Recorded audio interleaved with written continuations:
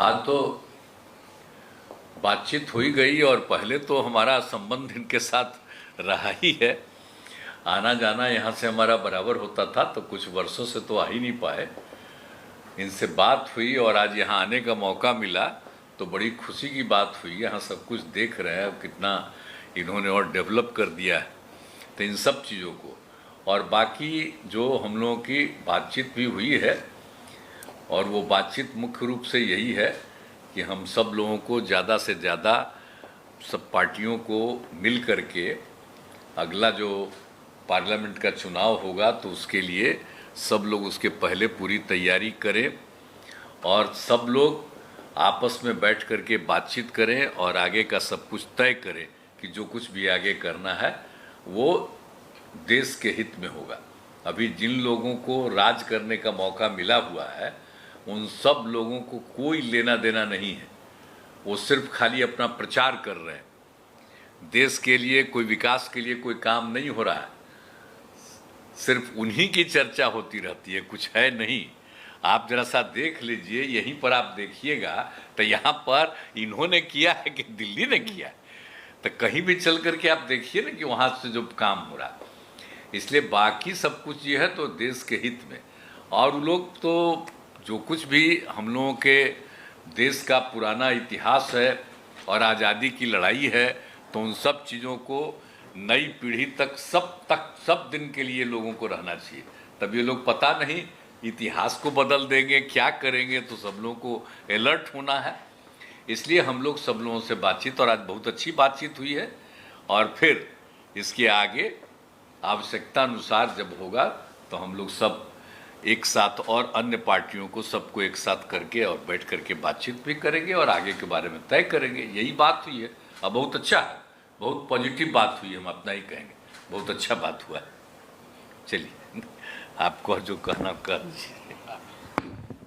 नहीं, नीतीश जी आई हुई है, तेजस्वी भी साथ में आई हुई है और नीतीश जी का मिनिस्टर भी आई हुई है।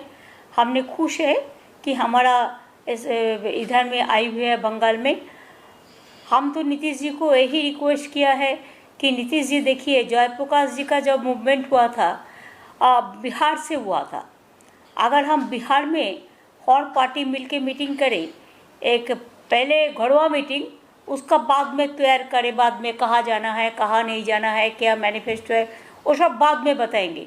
लेकिन पहले एक साथ में एक मैसेज कर देना है कि हम लोग सब एक साथ में है। हम तो पहले से आप लोगों को कह चुका कि हमारा इसमें कोई ऐतराज़ नहीं है।